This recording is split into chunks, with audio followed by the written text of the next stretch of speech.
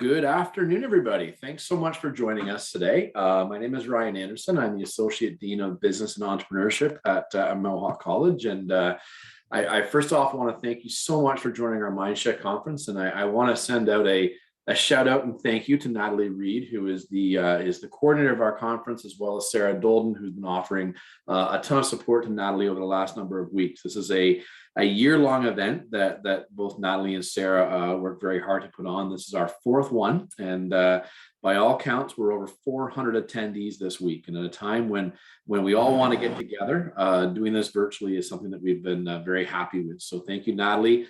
Thank you, Sarah, and most importantly, thank you so much, everybody here, for joining us. Just a few housekeeping, if we could. I would ask that everyone turn off their microphone, please, and mute themselves. These things are awkward enough sometimes without having to deal with people's dogs barking and construction and everything else. So I please ask you to do that. Without further ado, I'd love to introduce you to Tammy Wang. Tammy Wang joins us from our fantastic city of Hamilton. Tammy is one of our co-judges for this contest. Tammy, I'll step aside and give you a second to say hi to the group and tell us a little bit about yourself. Thanks, Ryan. Thank you to Natalie and Sarah and the Mohawk crew for putting on this Mindshift conference. My name is Tammy. I'm from the city of Hamilton in economic development. I also work in a group called Global Hamilton, which is working with our international students, our immigrants, our newcomers, on helping them find different resources to start businesses here in Hamilton. So the idea is that I think of me as your insider person in City Hall to help you navigate and find those different resources. And as well, Natalie and we go way back. So really, if there's any questions that you have and you want to get a hold of me, feel free to reach through the Surge team and through the Center for Entrepreneurship, and they'll connect you directly with me. But thank you again for having me and also providing me this opportunity to see some of these pitches because they were pretty awesome. Thanks so much, Tammy. And we're going to get knee deep into these pitches in a minute, but I also want to thank our third judge. So the judges for this competition were myself, Tammy, as mentioned, as well as Max Francis. Max Francis is the founder and owner of a clothing brand named True Hamiltonian. And Max isn't on here, so I guess I have free reign to say whatever I want to Max. I mean, I like to joke around with each other, but he's also an actor. He's also a model. He's also a person who really personifies what this city is. Someone who's worked very hard from scratch. Max comes to us by way of United States and has chosen to stay here by choice because he loves this community and he loves running a business here. So that's something that I always love connecting with Max on. Max and I and Natalie and Sarah met earlier on today to review some of his judging. So I've got tons of feedback from Max that I can't wait to share as well. So Tammy, let's get into this because it was pretty exciting, wasn't it? We have many entries that we review every single year, and we always like to choose a couple to sort of highlight them and see where they've gone. And I will say now, in the 2 years I've been doing this was by far the closest competition that we've had. It was a little different in that one is a business that is operating right now and growing, and one is sort of in the pre-revenue stage, but really has an inroads to something that we might see in the future. And so I can't wait to sort of talk a little bit about that. So Tammy, why don't we do this? Why don't we sort of take a look and we'll break down both presentations and I'll ask you for some feedback. I'll share mine. We'll start just by what we reviewed, and that would be Emily and True Faces. What were your original thoughts on Emily? Honestly, these women are amazing, and I think that what they're working on is something that is absolutely needed. When we're talking about a post-pandemic, post-COVID recovery, and the idea of that connection point and True Faces trying to provide a platform in which other people similar to themselves can have an opportunity to connect with themselves. One of the challenges I thought was really interesting is the fact that they also want to build beyond the clothing brand, which would have been their True Faces clothing brand, and look at it from a speaking perspective. So the idea though, and this is one of the challenges that I had put onto my feedback, was that those are two very different business models. Going after speaking gigs versus something as tangible or tactical like clothing is very different paths to market. So I thought that was really interesting in that regard. Interesting. One of the comments that I had made on this presentation as well is you know, it's fantastic for us to be ambitious. And it's fantastic for us to follow our dreams. And you know, the old entrepreneur in me followed those things a lot and everywhere. But it's also dangerous sometimes to almost split yourself in half and almost to go and chase after a couple of things. And so, Tammy, I said something similar there, and you know, and we'll be providing these feedback forms to our contestants. But one of the things that I said there is to be really careful not to sort of water your brand down by doing too much and to really focus on where you're at. One of the comments that Max made was that, you know, he loved the brand. He loved where they were at. He really encouraged them to almost do some naming contests and almost go and do some contests to generate some social buzz too. One of the things as well, Tammy, that I will always say, and this pertains to both presentations, is if I'm a buyer, whether I'm a consumer, whether you're selling your product to me to be an investor, I need to immediately feel like I can invest in you. And you know, you very much are your product. And I will always say that you are your best and worst employee all at the same time. What I loved about both these presentations was the personalities for different reasons really shone through. When it came to True Faces, they live their brand, and in many cases, they are living some of the challenges and some of the messaging they want to have to do. And that is to be emotionally attached to that is really, really important. And that's something that I really enjoyed seeing from them. Absolutely. I thought so too. And I love the fact that it's two young women, sisters, sharing their own personal stories. And at the end of the day, though, too, exactly what you said, which is buying into themselves, like the actual story behind True Faces is also going to be so crucial in both their marketing for both their t-shirt merchandise as well as their speaking gigs.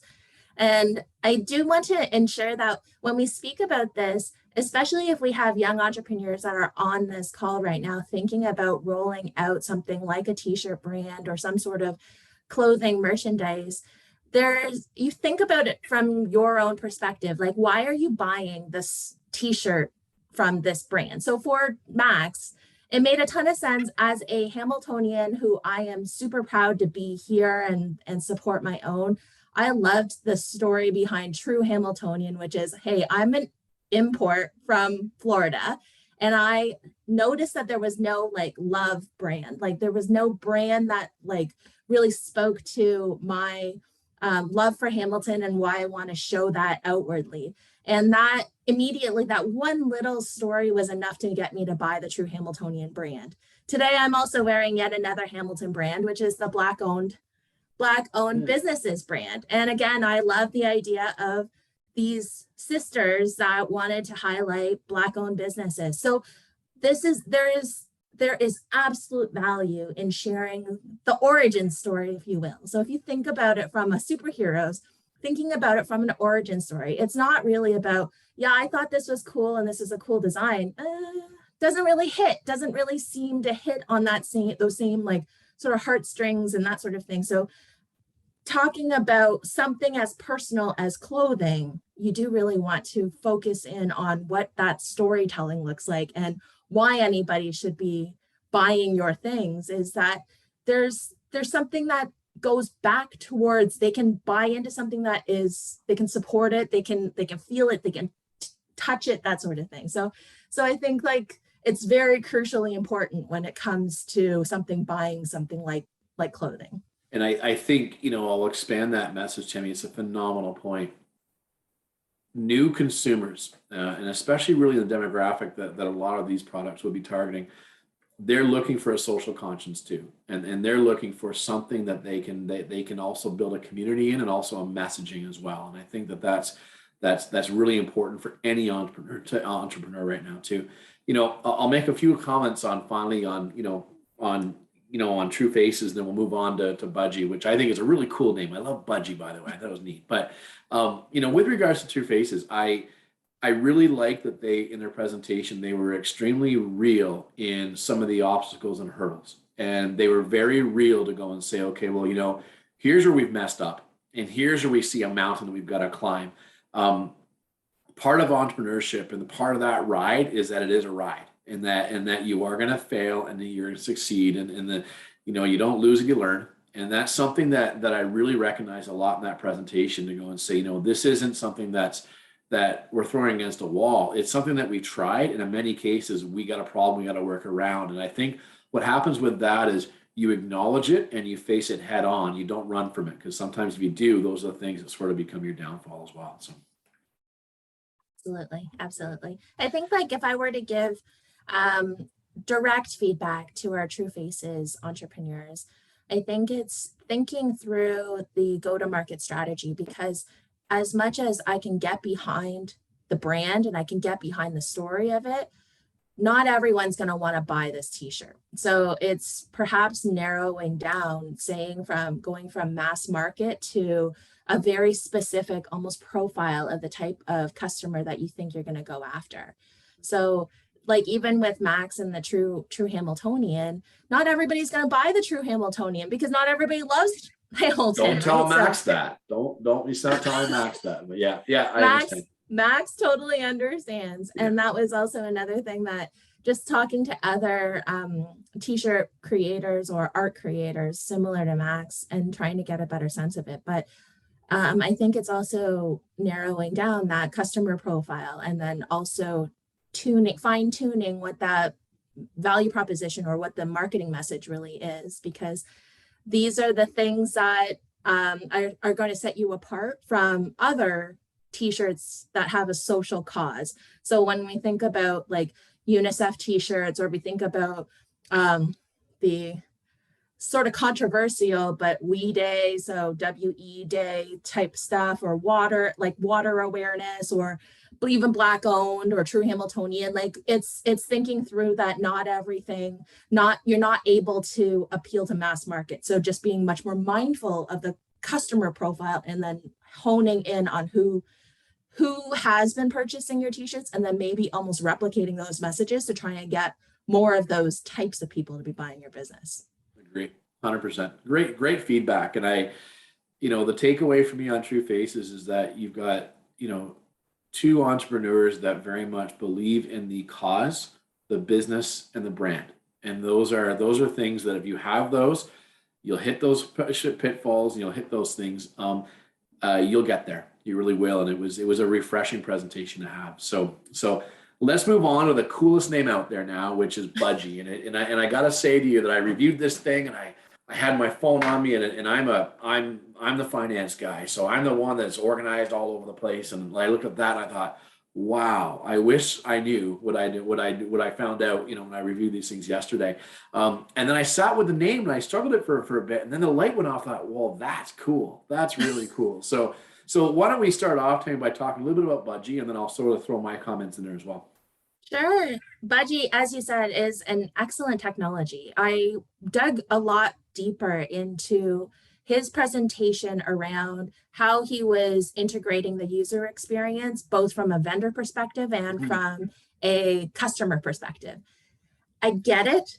I think the challenge that I had was that the pitch seemed off to me. And I felt like the pitch could have been tightened up a lot more, because he went off into very giant topics like climate change and consumer behavior. And I was just like, I don't know, this isn't resonating with me. And I felt like if there was an opportunity for him to, again, tighten that value proposition, tighten up the pitch to say, this is absolutely for this kind of customer, millennial, Generation Z, anybody that's got disposable income that's going out. But what they're talking about is anybody that's out there purchasing things, that is interested in seeing that receipt go from the till to their phone, and then the phone ultimately sets it up so that there's an expense tracking to it.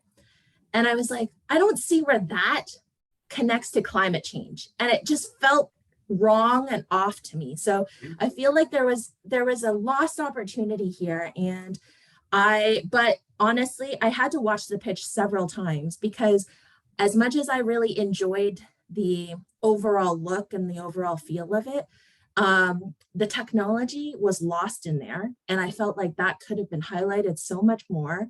And it did get me super excited about the opportunity of it, just because of how potentially scalable this technology could be. But it felt like the pitch was lost in that. I like what you said, and my first thought when I watched it, and I like you watched it a couple times more because I was really interested, but I very much would invest in the concept. if I look at this sometimes, as an investor as well, and I would very much invest in the concept and the technology.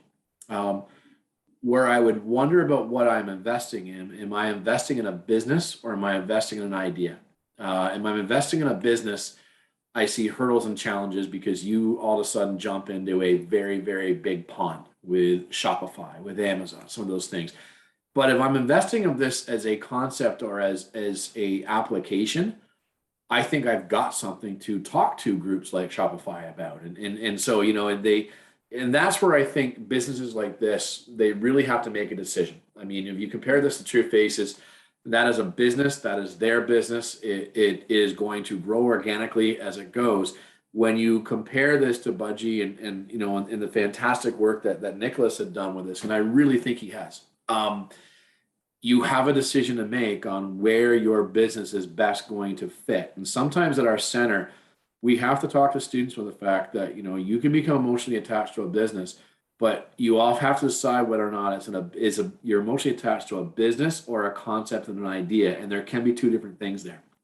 Great.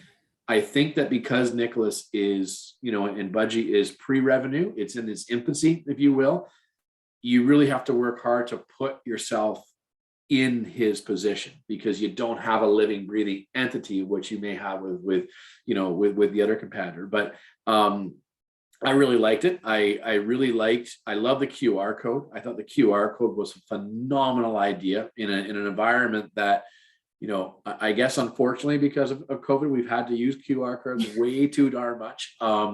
I really liked a lot how the QR code was in there. I also liked a lot the demo at the end. I probably would have loved more of a narrative to it, but I thought the demo at the end was good to Timmy, as you say, put yourself in that position now. How can I go and I use that?